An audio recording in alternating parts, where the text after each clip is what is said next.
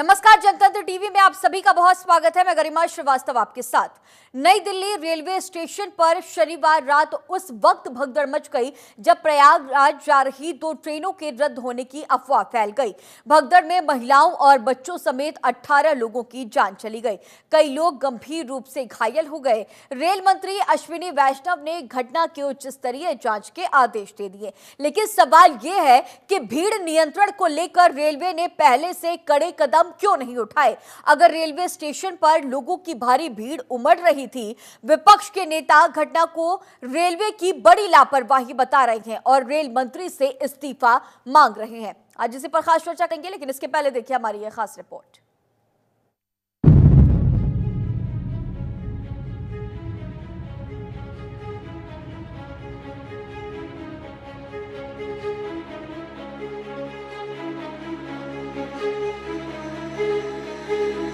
नई Delhi railway station पर मौत का मंजर, अफवाह, भगदड़ और मची चीख पुकार। दावे तमाम, रेलवे का सिस्टम नाकाम। 18 लोगों की मौत का जिम्मेदार कौन? नई दिल्ली रेलवे स्टेशन पर मची भगदड़ में महिलाओं और बच्चों सहित 18 लोगों की जान चली। भगदड़ और मौत के पीछे की वजह रेल प्रशासन की लापरवाही सामने आई। रेल प्रशासन और अधिकारियों ने बढ़ती भीड़ को देखते हुए रेलवे स्टेशन पर समय रहते कोई ठोस कदम नहीं उठाया, जिसका खामियाजा लोगों को जान देकर चुकाना पड़ा।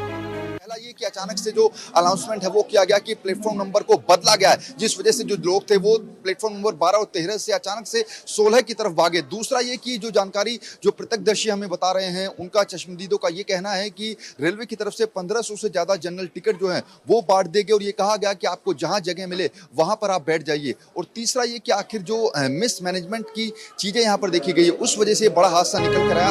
हैरान कर देने वाली बात तो ये है कि इतने बड़े हादसे पर भी रेलवे अधिकारी अपनी जिम्मेदारी से पल्ला झाड़ते दिखाई। घटित हुई उस समय प्लेटफॉर्म नंबर 14-15 जो आइलैंड प्लेटफॉर्म है, उसमें प्लेटफॉर्म नंबर 14 पर पटना की ओर जाने वाली मगध एक्सप्रेस थी खड़ी थी और प्लेटफॉर्म नंबर 15 पर जम्मू की तरफ जाने वाली उत्तर संपर्क क्रांति खड़ी थी। इसी दौरान फुटओवर ब्रिज से जो सीढ़ियां प्लेटफॉर्म 14-15 पर आती हैं, उसी पे एक पैसेंजर के फिसलने से जो उनके पीछे के पैसेंजर थे वो उनके ऊपर गिर गए, इसकी चपेट में आ गए, जिसके कारण दुखद घटना घटित हुई है। बाकी इसकी जांच उच्च स्तरीय समिति कमेटी द्वारा की जा रही है। शनिवार की शाम से नई दिल्ली रेलवे स्टेशन पर कुंभ जाने के लिए भीड़ बढ़ने लगी थी, लेकिन समय रहते रेलवे ने एक्शन नहीं लिया। नतीजा ये हुआ कि भीड़ नियंत्रण से बाहर हो गई और 18 लोगों ने अपनी जान गंवा दी। भीड़ संभालने में रेलवे विफल। स्टेशन पर रात 8 बजे से बढ़ने लगी थी भीड़। टिकट काउंटर पर उमड़ी थी भारी भीड़। जनरल टिकट के लिए लंबी लाइन लगी थी। प्लेटफॉर्म पर भी क्षमता से ज्यादा लोग पहुंचे। भीड़ प्रबंधन पर ध्यान नहीं दिया गया। रेलवे ने भीड़ को नियंत्रित नहीं किया। रात करीब 9 बजे प्लेटफॉर्म नंबर 14 पर भगदड़ की स्थिति के बाद रेलवे प्रशासन की नींद टूटी। तब तक नई दिल्ली के रेलवे स्टेशन पर हादसा हो चुका था और अब सियासत भी इस पर तेज हो गई है। बहुत दुखद घटना घटी है। हम सब लोगों को श्रद्धांजलि अर्पित करते हैं।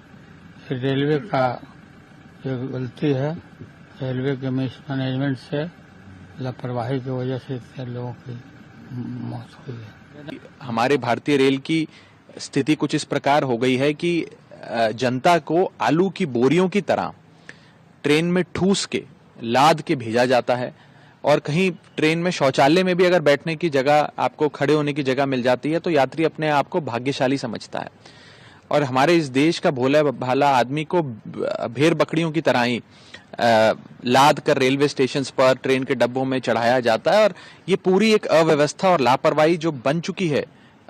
हर रेलवे स्टेशन पर इसी प्रकार के कुछ दृश्य आपको नजर आएंगे। ये बहुत चिंताजनक है। कांग्रेस सहित विपक्षी नेता अब रेल मंत्री का इस्तीफा मांग रहे हैं। कहां पर थे सुरक्षा कर्मी? क्यों अतिरिक्त सुरक्षा बल नहीं लगाया गया? क्यों पुलिस कर्मियों को नहीं लगाया गया? क्यों सैन्य बलों को नहीं लगाया गया?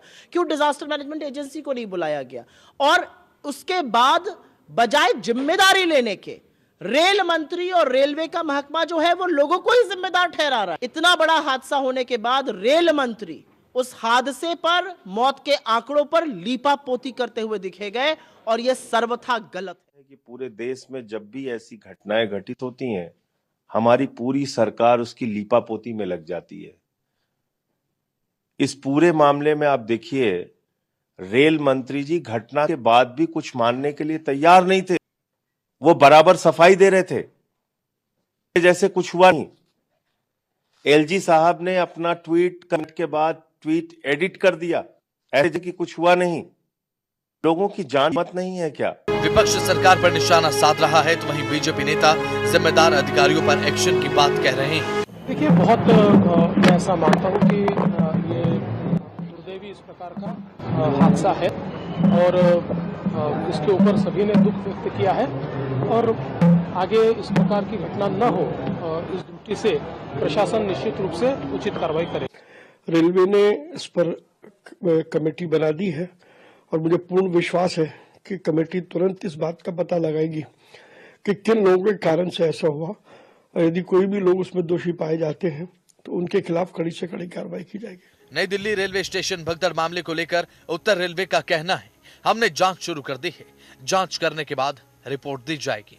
हादसे पर एक्शन में रेल मंत्री, रेल भवन में अधिकारियों संग बैठक, सीसीटीवी फुटेज सुरक्षित रखने के आदेश, हादसे की जांच के लिए कमेटी का गठन, 2 सदस्यीय कमेटी को जांच की जिम्मेदारी। जांच शुरू कर दी है, और सुबह से हम लोगों ने जांच शुरू कर दी है। सारे के सारे साक्ष्यों को हम लोग समझने की कोशिश कर रहे हैं। सीसीटीवी फुटेज हम लोगों ने देखा है, सीसीटीवी फुटेज को हम लोगों ने स्टोर किया है, अपनी कस्टडी में लिया है। रेलवे स्टेशन पर यह कोई पहला हादसा नहीं है, लेकिन सवाल ये उठता है कि क्या ये आखिरी होगा? रेलवे अपनी गलतियों से सबक कब लेगा, और रेलवे अपनी गलतियों से सबक आखिर क्यों नहीं लेता? आम लोगों को रेलवे की गलतियों की कीमत इसी तरह से चुकानी पड़ेगी। ब्यूरो रिपोर्ट, जनतंत्र टीवी।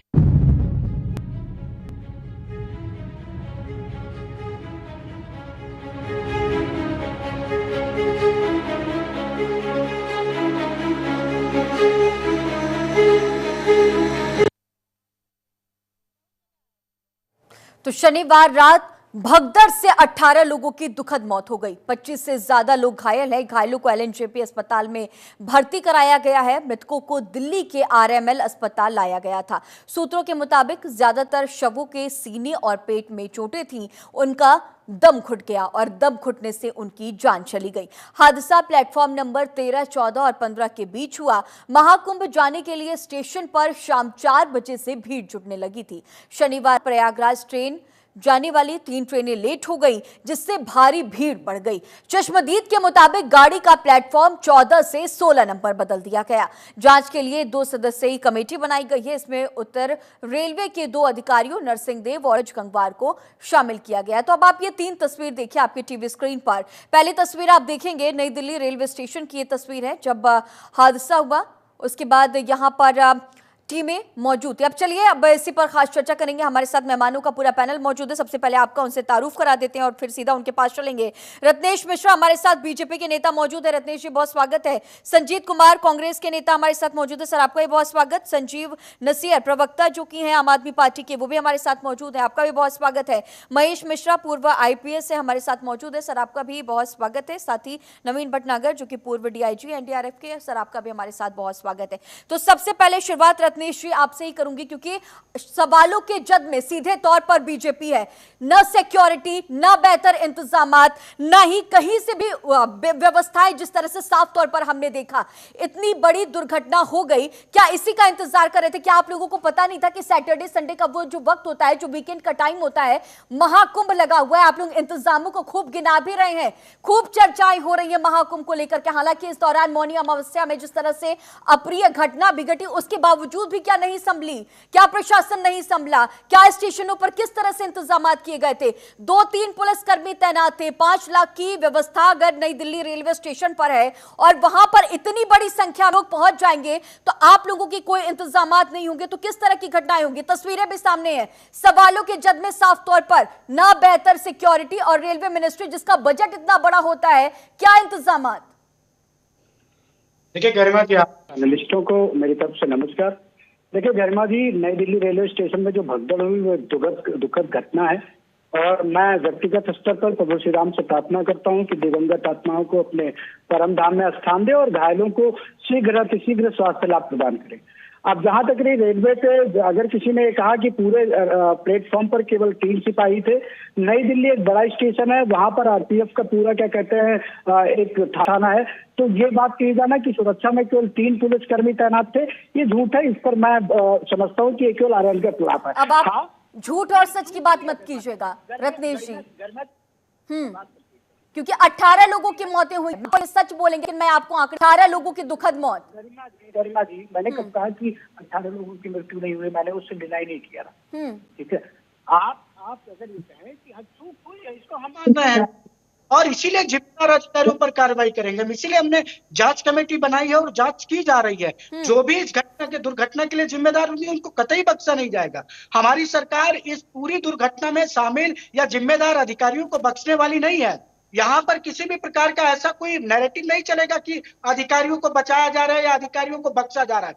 बिल्कुल, अगर देश का एक नागरिक भी मरता है तो उसकी जवाबदेही सरकार की है और हम जवाब देने से पीछे नहीं हट रहे हैं और हम उनके परिवारों के साथ, हमारी संवेदना है सरकार में के नाते, हम उस परिवार के प्रत्येक परिवार के साथ खड़े हैं जिस परिवार के व्यक्ति की मृत्यु हुई है या जो घायल हुए हैं। हमारे एलजी वहां पहुंचे हैं, हमारे प्रदेश के प्रदेश अध्यक्ष दिल्ली के अस्पताल में पहुंचे हैं, वो पीड़ितों से मिले जो वहां पर क्या कहते हैं एडमिट है। तो ये कह देना कि सरकार बैठी हुई है, ये बस केवल अनर्गल। अच्छा, एक बात बताइए रत्नेश, अच्छा एक बात बताइए, सतना की तस्वीर आपने देखी? सतना के रेलवे स्टेशन की तस्वीर आपने देखी, जिस तरह से लोग उसी तरह से ट्रेन में ठूसे जा रहे थे। अभी तक कोई प्रशासनिक इंतजाम वहां पर नहीं है। अगर आपके पास में वो वीडियो नहीं है तो जनतंत्र टीवी आपके पास में पहुंचाएगा और आप आपके रेलवे मिनिस्टर को भी दिखाइएगा। कानपुर की तस्वीर आपने देखी, कानपुर के रेलवे स्टेशन का वीडियो आपने देखा, अगर वो भी नहीं मौजूद है तो हम आपको आपके पास तक पहुंचाएंगे, आप वो भी वीडियो देखिएगा। झांसी की वीडियो क्या आपने देखी? वहां के रेलवे स्टेशन की वीडियो आपने देखी? खुद प्रयागराज की क्या आपने वीडियो देखी? अच्छे इंतजाम नहीं है और फिर आप संवेदना व्यक्त कर रहे हैं। क्या वहां पे मौत का इंतजार कर रहे हैं कि जब वहां पे भी मौतें हो जाएंगी फिर आप वहां पे भी संवेदना व्यक्त करने पहुंच जाएंगे? फिर आप बोलेंगे कि हमने तो उच्च स्तरीय जांच बैठा दी है, जो जिम्मेदार होंगे उन पर कार्रवाई होगी। क्या इंतजार कर रहे हैं? सतना, कानपुर, झांसी, अब वीडियो देखिएगा, नहीं होगी तो पहुंचाऊंगी। गरिमा जी, आप जवाब सुन लीजिए। प्रयागराज जनपद में एक स्टेशन है प्रयाग, वहां पर जौनपुर के यात्रियों के लिए अलग कॉरिडोर बनाया गया, लखनऊ के यात्रियों मतलब जनपद वाइज कॉरिडोर बना दी और वहां पर जिस जनपद को जाने वाली ट्रेन आती थी उसी जनपद के लोगों को एंट्री दी जाती थी रेलवे स्टेशन पर। बाकी को आश्रय गृह में रखा जाता था, उनको स्टेशन पे एंट्री नहीं दी जाती थी ताकि भीड़ ना बढ़े। तब भी इसी विपक्ष के नेताओं ने कहा कि तो जनता को वहां बंधक बना दिया जा रहा है, उनको स्टेशन में एंट्री नहीं मिल पा रही है। ये तब भी विरोध कर रहे थे, आज भी विरोध। सवाल उठाना गलत बात नहीं है, लेकिन अगर हम मैनेजमेंट कर रहे हैं तब भी आप सवाल उठा रहे हैं। हमारे प्रयाग जंक्शन का मैनेजमेंट आपने सवाल उठाएगा, जवाबदेही आपकी बनती है। रेलवे का बहुत बड़ा बजट पेश होता है, आपके पास फिर से आऊंगी। कांग्रेस के अभिनेता संजीत कुमार हमारे साथ मौजूद है।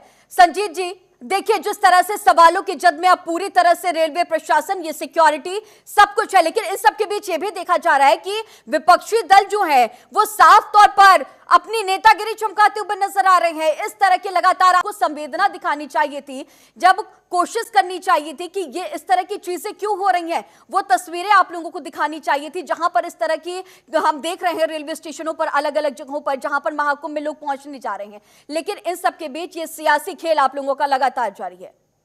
नहीं, क्या करना चाहिए विपक्षी दलों को संवेदना के रूप में? क्या करना चाहिए बताइए, आप जरा थोड़ी सी सुझाव दीजिए विपक्षियों को, क्या करना चाहिए संवेदना के रूप में? आप लोग जो सियासत कर रहे हैं वो करना चाहिए, आप इसका जवाब दीजिए संजीत जी। आप लोग जो कर रहे हैं वो करना चाहिए, इसका जवाब दीजिए।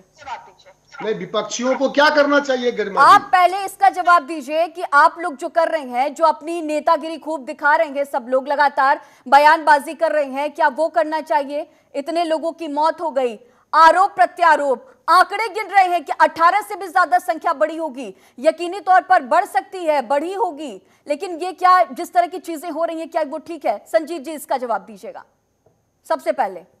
विपक्षी दल के कार्यकर्ता, नेता, प्रवक्ता होने के नाते मैं समझता हूं हर राजनीतिक दल की स्थिति है कि वर्तमान परिस्थितियों में वह राहत कार्य में जुटे और साथ ही साथ वह उन कमियों के बारे में बातचीत करे जो उसकी जिम्मेदारी है। आप इसे अगर राजनीति कहते तो ऐसी राजनीति करनी चाहिए विपक्षी दलों को, उससे बचना नहीं चाहिए। दूसरी बात, अभी आपने भारतीय जनता पार्टी के साथी से आपने कई बार आपने बातचीत पूछा कि क्या क्यों हो गई इसी बात। गरिमा जी, केवल ये रेलवे की बात नहीं है। कुंभ के दौरान लोग लगभग 25 से ऊपर 30 से ऊपर एक बार हादसा हुई, एक बार आग लग गई। तो जो वर्तमान परिस्थिति क्यों है, ऐसा नहीं मैं कह रहा हूं कि वो कुंभ प्रशासन इसको करना नहीं चाहती है, उनकी भी मंशा है कि वह कोई ऐसी घटना ना घटे, अप्रिय घटना ना घटे। लेकिन दिक्कत क्या है कि आज उत्तर प्रदेश का शासन केवल और केवल चाहता है कि देश और दुनिया से अधिकांश लोग, जब आपकी कैपेबिलिटी और कैपेसिटी इस लेवल की नहीं है कि आप इतने लाखों करोड़ों लोगों को एक बार इस हालात में आप बुला सकें, तो निश्चित रूप से बचना चाहिए था।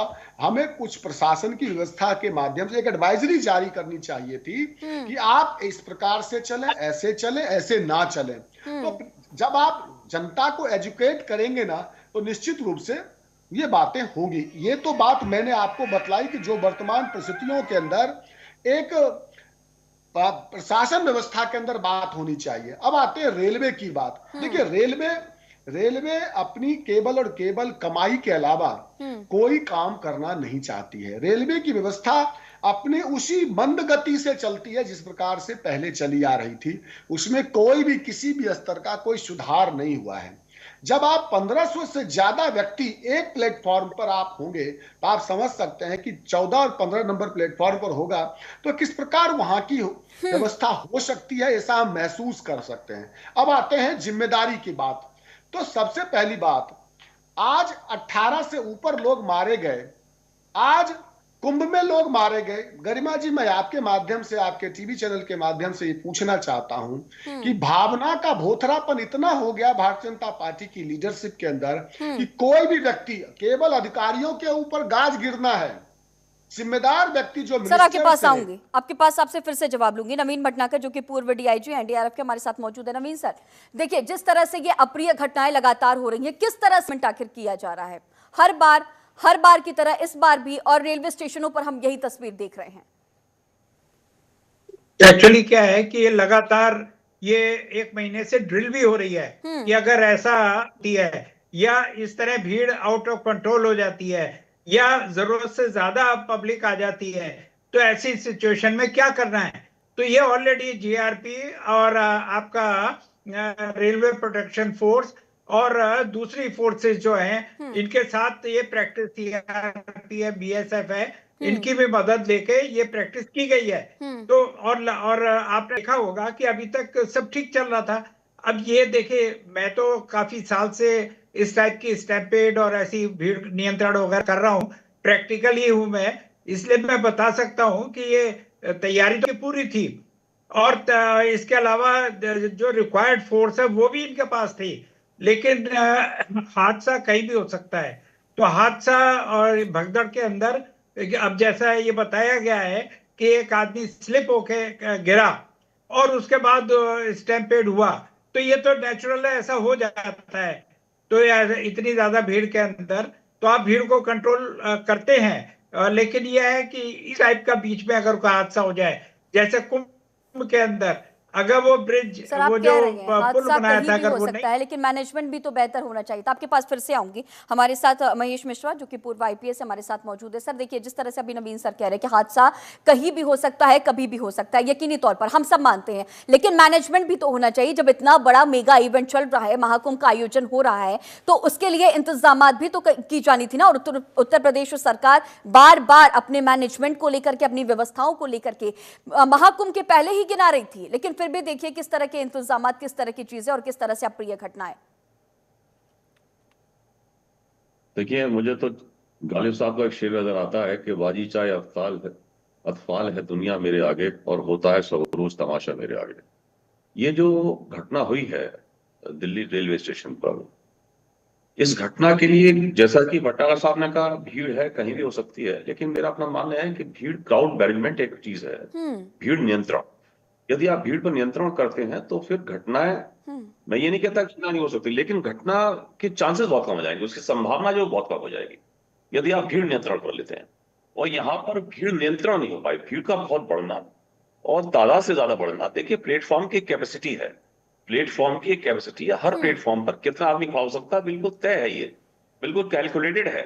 उसका एरिया नाप लीजिए, पता लग जाएगा कितना आदमी एक वक्त खड़े हो सकते हैं। अब ट्रेन आती है तो ट्रेन आने पर क्या होता है कि एकदम भीड़ वो अंदर प्रवेश करना चाहती है, छोटे छोटे दरवाजे, ये भी नहीं कि तो एकदम भीड़ पूरी भीड़ ट्रेन के अंदर हो जाए। निश्चित तौर पर सर क्राउड मैनेजमेंट इस दौरान नहीं देखने मिला। आपके पास मैं फिर से आऊंगी, आप सभी मेहमान लगातार हमारे साथ बने रहिएगा, लेकिन इसी बीच वक्त एक छोटे से ब्रेक का, कहीं मत जाइएगा, जल्द होंगे हाजिर। और ब्रेक के बाद एक बार फिर से आप सभी का बहुत स्वागत है। तो जिस तरह से नई दिल्ली में ये अप्रिय घटना हुई, 18 लोगों के इस भगदड़ में दुखद मौत हो गई। ये लोग प्रयागराज जा रहे थे, लेकिन इसी दौरान कंफ्यूजन की वजह से तमाम स्थितियां, तमाम अलग अलग जानकारियां सामने आ रही हैं। प्लेटफॉर्म चेंज किया गया और लोगों के बीच में भगदड़ मची और 18 लोगों के दुखद मौत की जानकारी। कई लोग ऐसे हैं जो घायल हैं, जिन्हें LNJP अस्पताल में भर्ती कराया गया है, लेकिन इस पर सियासत का दौर भी लगातार जारी है। चलिए एक बार फिर से हम इस खास चर्चा का रुख कर लेंगे। रत्नेश जी हमारे साथ मौजूद हैं और इनके साथ ही तमाम मेहमानों का पूरा पैनल मौजूद है। रत्नेश जी, सीधा आपके पास आऊंगी एक बार फिर से। और जिस तरह से कहा जाता है इंडिया, मेक इन इंडिया और दिव्य महाकुंभ, भव्य महाकुंभ, डिजिटल महाकुंभ, लेकिन कहीं से भी जिस तरह से हम ये तस्वीरें देख रहे हैं, आप लोग डिजिटलीकरण की इतनी बातें कर रहे थे और डिजिटल इंडिया की बातें कर रहे थे, साथ ही जब चुनाव का दौर आता है तो आप लोग जिस तरह से धर्म के नाम पर वोट बटोरने जाते हैं, राम राज्य की स्थापना की बात कही जाती है कि ये राम राज्य होगा, हम राम राज्य बनाएंगे, लेकिन जिस तरह से कहीं से भी ये नजर नहीं आ रहा और जिस तरह से अप्रिय, कोई भी इस तरह की उम्मीद नहीं है। रामचरितमानस में तुलसीदास जी ने लिखा है कि अल्प मृत्यु नहीं कवनो पीरा, सब सुंदर सब बिरजू शरीरा, नहीं दरिद्र कोई दुखी न दीना, नहीं कोई अबुध न लक्षण हीनी। इस तरह की हमें वही राम राज्य चाहिए जो तुलसीदास जी ने लिखा था रामचरितमानस में। हम सभी हाथ जोड़ के उसी राम राज्य की कल्पना कर रहे हैं। ये जिस तरह से वोट बटोरने के नाम पर राम राज्य की बातें कही जाती हैं, कहीं से नजर नहीं आता। धर्म के नाम पर वोट बटोरने की राजनीति हम खूब देखते हैं। आम जनता से जब आप लोग वोट ले लेते हैं, उसके बाद स्थितियां जब इनके लिए मैनेजमेंट की बात आती है कि किस तरह से इनके लिए अच्छी व्यवस्थाएं इन्हें मुहैया कराई जाए, वो कहीं से नजर नहीं आता। आप जब अपनी सीमा से ज्यादा कोई भी दायरा बढ़ाएंगे तो इस यकीनी तौर पर इसी तरह की घटनाएं होंगी, और अब देखिए साफ नजर आ रहा है। देखिए गरिमा जी, आपका पहला सवाल है कि भारतीय जनता पार्टी धर्म के नाम पर वोट मांगती है, तो क्या धर्म की बात करना क्या संवैधानिक रूप से प्रतिबंधित है? क्या धर्म के लिए लड़ना क्या संवैधानिक रूप से प्रतिबंधित है? क्या ये संविधान ही तो हमको वही इस बात का अधिकार देता है कि वोट बटोरने की राजनीति। आप सुन लीजिए, मैंने ये नहीं कहा कि बीजेपी धर्म के नाम पर सिर्फ बीजेपी वोट मांगती है, तमाम राजनीतिक दलों के लिए। आप पहले बेहतर समझे और फिर जवाब दीजिए, ठीक है? नहीं, आप अपनी बात को दोबारा से रिवाइंड करके सुन लीजिएगा। आपका जो जवाब था उसी का सवाल था, उसी का जवाब दे रहा हूँ। आप भी एक बार सुनिएगा यकीनी तौर पर, ठीक है? नहीं, क्या संविधान हमें धर्म की बात करने से प्रतिबंधित करता है? क्या संविधान ये कहता है कि आप धर्म के लिए आप लोग राम राज्य की बातें करते हैं ना, राम राज्य की बात करते हैं। रामचरितमानस में जो लिखा है, तुलसीदास ने जिस राम राज्य की कल्पना की थी, जो लिखा गया है, हम उसकी उम्मीद करते हैं, जनता भी उसी की उम्मीद करती है। लेकिन ये जो राम राज्य है, यकीनी तौर पर भगवान भी देख रहे हैं, ईश्वर देख रहा है। सुनिए तो अगर आप रामचरितमानस की बात करेंगे तो रामचरितमानस में तो कहा है कि सूर्य नमन सबके जो जस करे सो तस फल चाका। उस व्यक्ति की वही गति होती है जैसे उसके कर्म होते हैं। रामचरितमानस में तुलसीदास जी ने यह भी लिखा, लेकिन हम इसको यहाँ कोट नहीं कर सकते ना।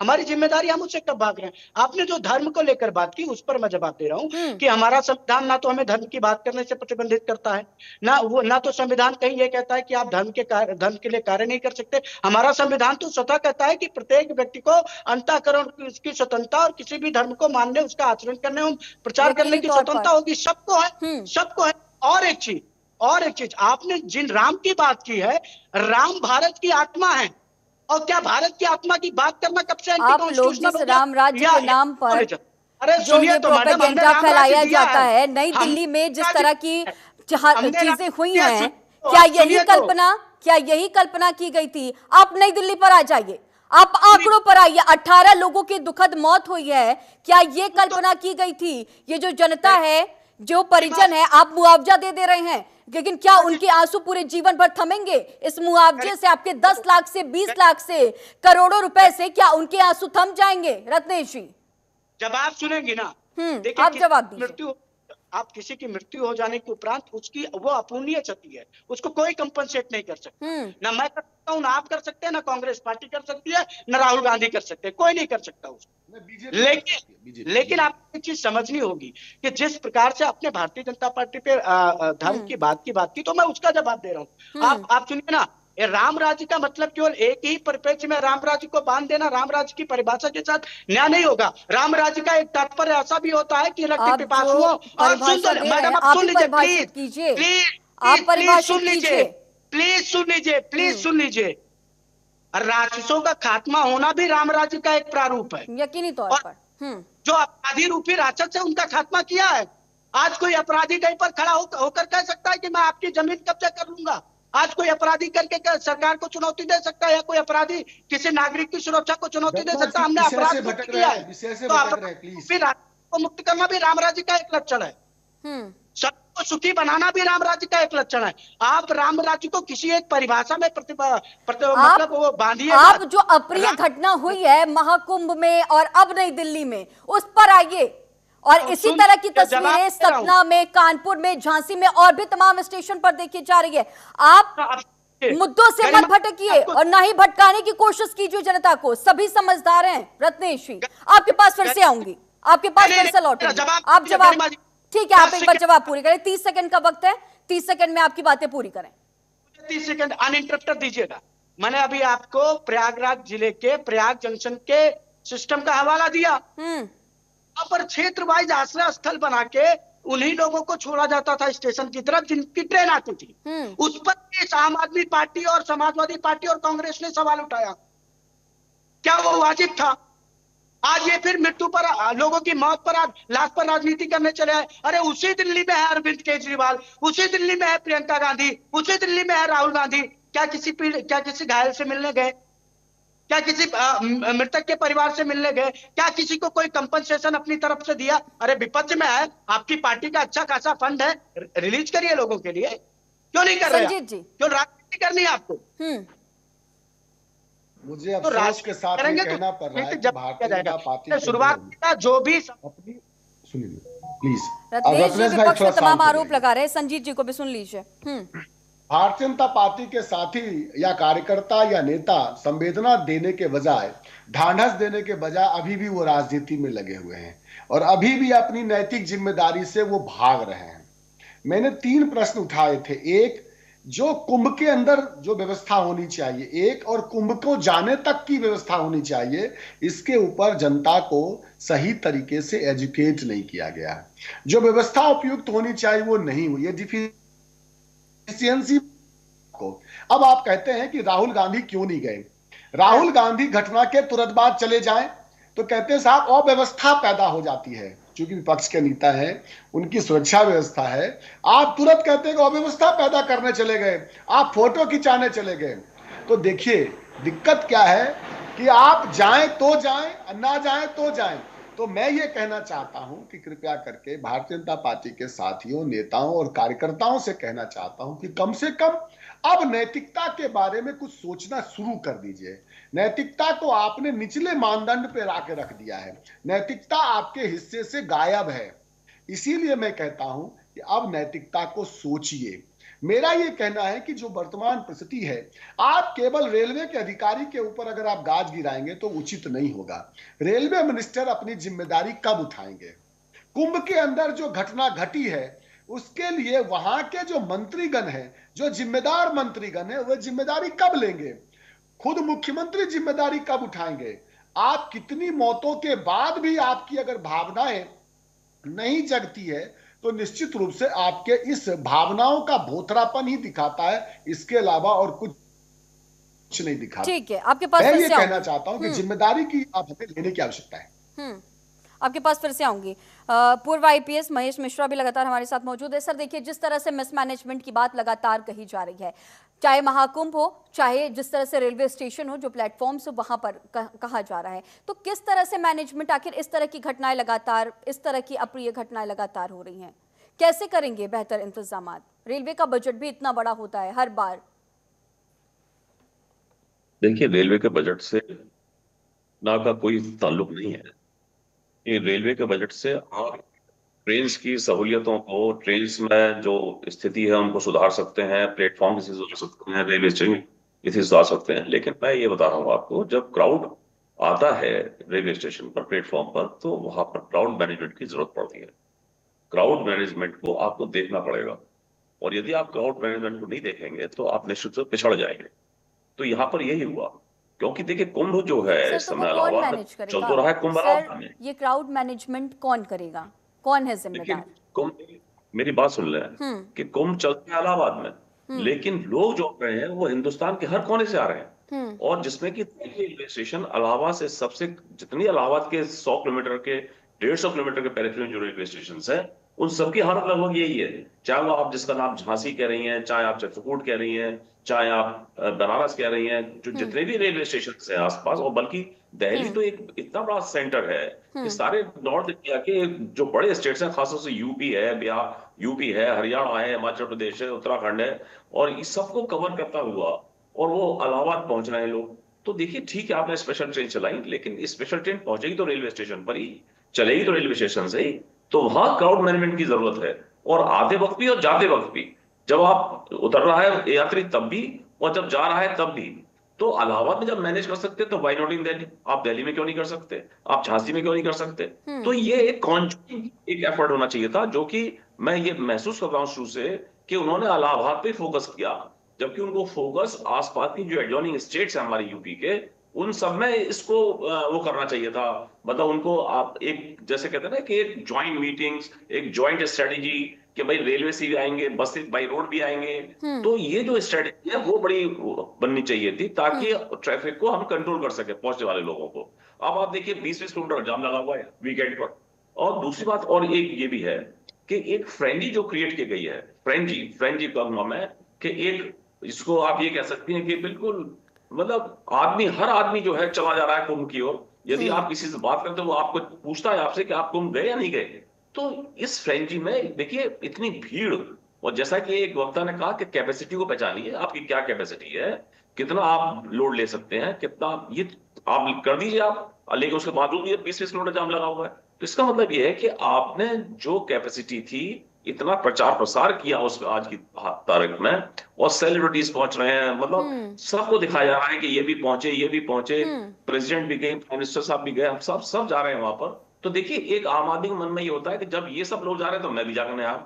तो वो आप सड़क पर चलता हुआ आदमी तैयार है, अपना उसने झोला उठाया, एक छोटी सी दरी और चादर ली और चल दिया वो, क्योंकि आस्था का ही प्रश्न है। हिंदुस्तान का हरामी जानता है कि भाई यदि मैं नहा लिया मैं वहां पर, तो हो सकता है कि मैं कुछ उद्धार हो जाए मेरा, दूसरी दुनिया में, मतलब मेरा कुछ ठीक ठाक हो जाए। यहाँ तो नहीं ठीक ठाक हो रहा, लेकिन वहां ठीक ठाक हो जाए। इस चक्कर में वो चल दिया, इस सिलसिले में वहां पर इलाहाबाद संगम लाने के लिए। तो देखिए आपको क्राउड मैनेजमेंट को, आप not only in Allahabad, crowd management Allahabad से लेके दिल्ली, इलाहाबाद से लेके बॉम्बे, इलाहाबाद से लेके कलकत्ता, ये सारे रूट्स पर जो मेन सिटीज हैं, इलाहाबाद से लेके मेट्रोस, आपको करना पड़ेगा। यदि नहीं, और खासतौर से स्पेशली एडजॉइनिंग स्टेट्स में।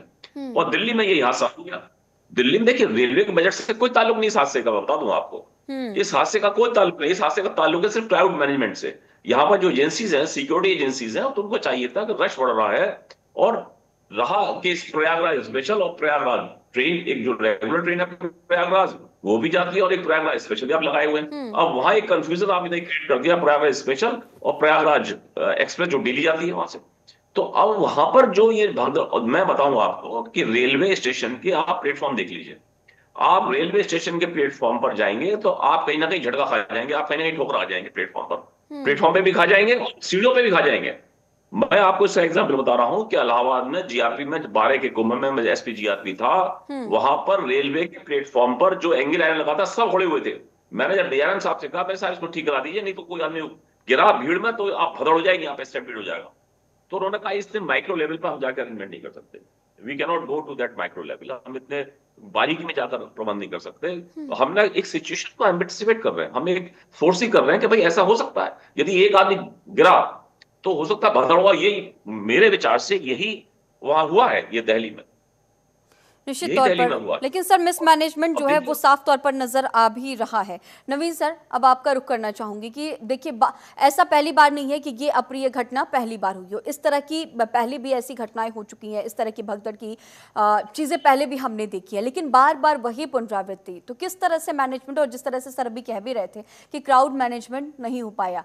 आज की अगर हम बात करें नई दिल्ली स्टेशन की तो तस्वीर अलग है। आज वहां पर सुरक्षा कर्मी तैनात हैं, लेकिन कुछ दिन बाद फिर से ये तस्वीर बदल जाएगी। कुछ दिन बाद वही जो आज इतनी बड़ी संख्या में सुरक्षा कर्मियों को वहां पर तैनात किया गया है वो नहीं होगा। वही जिस तरह से रात में जो प्रत्यक्षदर्शी हैं वो कह रहे थे कि 3-4 पुलिसकर्मी मौजूद थे बस। सर किस तरह से मैनेज करेंगे?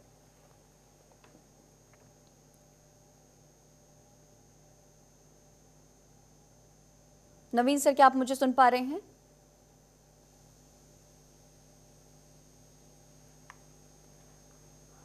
ठीक है, आप तक शायद हमारी आवाज़ नहीं पहुंच पा रही है। रत्नेश जी, अब एक बार फिर से आपके पास मैं आना चाहूँगी कि एक अदद ऐसी ट्रेन नहीं है, एक अदद ऐसी ट्रेन नहीं है जो टाइम पर चल रही हो। आदमी पहुंच जाता है, फिर एक ट्रेन डिलेड, 3 बजे पहुंच गया, ट्रेन रात में आ रही है। तो बार बार ये सिलसिला कैसे कर रहे हैं? कौन जिम्मेदार है?